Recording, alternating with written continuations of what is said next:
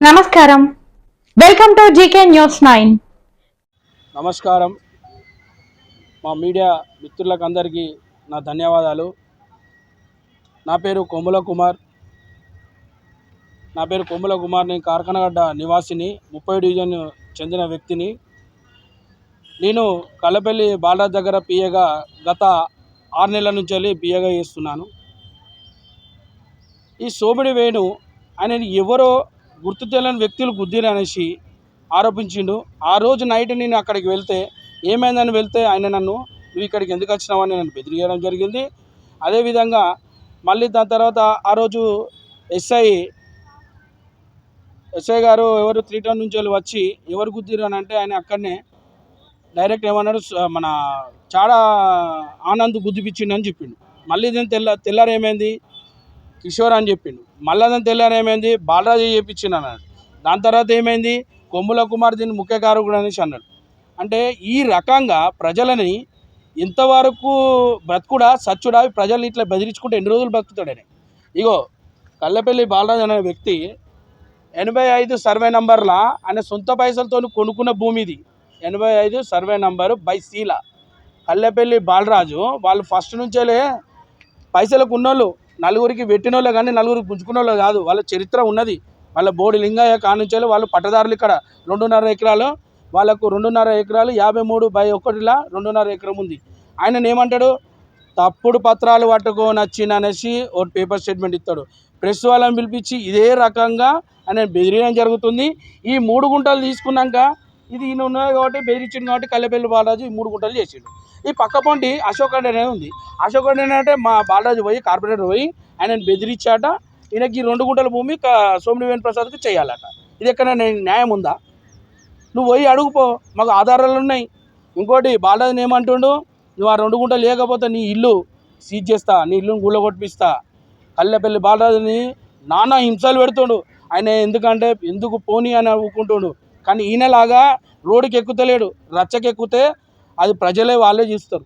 మా 30 డివిజన్ల మా దేవుడు ఆయన బాలరాజు అంటేనే కల్లపల్లి బాలరాజు సావులకైనా బతుకులకైనా అన్నిటికీ ముందటుండి 10 మందికి సాయం చేసేటోడని 10 మంది గుంజుకుంటుంటాడు కాదు. ఇది అది అందరికీ తెలుసు. 30 డివిజన్ కాదు 29 డివిజన్లో కూడా తెలుసు. పక్కపొంటి డివిజన్ 4-5 డివిజన్లు అందరికీ తెలుసు. కానీ ఈ రకంగా చేస్తున్నారు. మరి అధికారులు ఎందుకు పట్టించుకోవట్లేదు?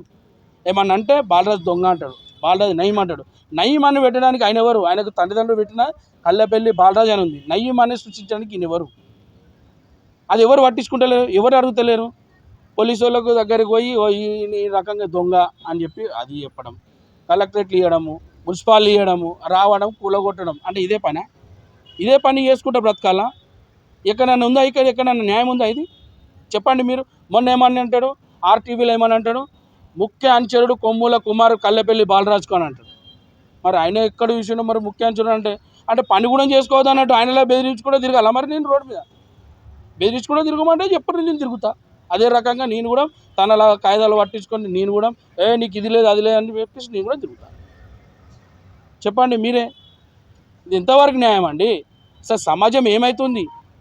ఏం చేద్దాం అనుకుంటారు ప్రజల్ని? ఎవరు కూడా పట్టించుకున్నట్లేదు. నాయకులైనా కానీ అధికారులు, డిపార్ట్మెంట్ కూడా పట్టించుకుంటలేదు. Blackmailer, the Karimnagar first blackmailer అంటేనే సోమిడి వేణు ప్రసాద్. ఇది ఎక్కడైనా మీరు తెలుసుకోండి. చాలామంది దృష్టికి వచ్చింది. కానీ ఎవరు కూడా ముంగడికి వస్తారు, భయపడుతున్నారు. భయాందోళనలో ఉండి అమ్మో వీళ్ళతో పెట్టుకుంటా నాకు ఏదో చేస్తానని చెప్పేసి భయపడుతున్నారు. ఎందుకంటే ఇంకొకటి సోమిడి వేణు ప్రసాద్ క్లాస్మేటే 6th క్లాస్ దాకా. ఆయన ఏందని అన్నది తెలియదా? వాళ్ళు ఎక్కడి నుంచి ఏం చేసినా అన్నది తెలియదా? బాలరాజుల ఇంట్లో 25 మంది పాలేర్లు ఉంటుండే. వాళ్ళు గొడ్ల దంద చేస్తారు, బొక్కల దంద చేస్తుండే. వాళ్ళకి 4 లారీలు ఉన్నాయి. అన్ని వాళ్ళు గుంజుకొని వాళ్ళ తాతలు ముత్తాతల నుంచి ఆయన కోటీశ్వరుడు, ఆయనకు భూములు ఉన్నాయి. ఎంక్వైరీ చేయమాను, ప్రజలను తెలుసుకోమానండి. ఒకటి చెప్పంగానే ఒకటి కాగితం పడగానే కథం దాని మీద ఆరోపణలు. బాలరాజు అది ఇదే మాటనా? దయచేసి మా మీడియా మిత్రులు మరియు అధికారులు, రాజకీయ నాయకులకు దండం పెట్టి మరీ చెప్తున్నా, ఎట్టి పరిస్థితుల్లో బాలరాజు న్యాయం జరగాలి. ఈరోజు కూడా బాలరాజుని బెదిరించిండు. ఈరోజు కూడా నీ ఇల్లు కూడా ఓడిపిస్తా అని. ఇంకొకటి ఆధారం కూడా ఉంది, రికార్డింగ్తో మెసేజ్లు కూడా ఉన్నాయి, అన్నీ ఉన్నాయి, చూపిస్తా. నాకు అన్నీ ఉన్నాయి, ఆధారాలతోనే వచ్చినాయి ఈరోజు మీడియా ముందుకి. అంటే నేను పట్టుకు రాలే. హైకోర్టు నుంచి వెళ్ళి వాళ్ళ అడ్వకేట్కి ఫోన్ చేసి బాలరాజు గారిని ఇల్లు ఏమైంది అంటాడు. బాలరాజు గారిని ఇల్లు ఏమైంది, వాడిని ఇల్లు సీజ్ చేయవా, కూలగొట్టిపోయొద్దా అని చెప్పేసి ఇగో ఈ రకంగా చూపిస్తాయి. వినండి, ఇగో ఇలా ఉన్నాయి చూడండి. ఇగో.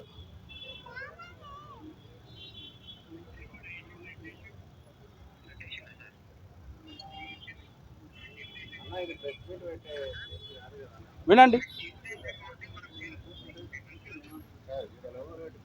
కేవలం కళ్ళపల్లి బాలాజీ మీదనే పడుతుండు. మరి ఏంది కళ్ళపల్లి బాలాజీ మీద పడుతుండ అంటే అక్కడ ప్రజలలో ఉండద్దా, ఇట్లాంటి నాయకుడు ఉండద్దా, నలుగురికి అన్నం పెట్టుడద్దా మనకు నాయకుడు, మనకు ఉండాలి కదా. మరి ఎందుకు ఇట్లా? ఇగో ఆ జగన్నాథ్ రావుకు ఏదైతే 83 సర్వే నెంబర్ బై 3లా సీలా ఇగో ఈ రకమైన అరాచకం, ఇగో ఆయనకు ఈ మెసేజ్లు పెట్టి బెదిరియడం చూడండి. ఇగో ఈ రకంగా ఎవరిని, ఆ జగన్నాథ్ రావు వాళ్ళ నలుగురు అన్నదమ్ములు, వాళ్ళకి మనిషికి 15 గుంటలు వచ్చింది, ఎకరన్నర భూమి. అయితే 3 గుంటలేమో కొనుక్కున్నాడు ఈయన బాలరాజు కొనుక్కున్నాడు, 2 గుంటలేమో అశోక్ కొనుక్కున్నాడు. ఆ అశోక్ను కూడా బెదిరిస్తుండు, అందరినీ బెదిరి. ఇదే బతుకా మనం? ఇట్లనే బతుకుతామా? మన అమ్మ నాన్న పేర్లు నిలబెట్టద్దా? అంటే భూములు అంటే నువ్వు అంటే ఒకటేసారికి భిక్షాడు కావాలన్నట్టు. ఎక్కడ ఇది? నువ్వు కూడా వెళ్ళా కష్టపడు, నీ అయ్యో ముత్తాతలు చంపేసి తీసుకొచ్చి ముంగడ పెట్టు. ఆయనకు ఉన్నది ప్రపంచానికే తెలుసు. నా కట్క నర్సయ్య, కట్క అంజయ్య అంటే పేరు వేయనోళ్ళు, బోల్లింగ అంటే పేరు వేయనోళ్ళు. వాళ్ళు ఇక్కడ నుంచి వెళ్ళి తరలిస్తుండే హైదరాబాద్కి.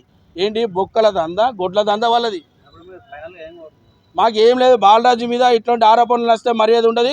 ఇంకోటి కిషోర్ విషయంలో మొత్తం వెనుకుండి మరో నయి మీద అంత చేపిస్తున్నా అనేసి చెప్తుండే, ఆరోపణ ఇస్తే మంచిగా ఉండదు.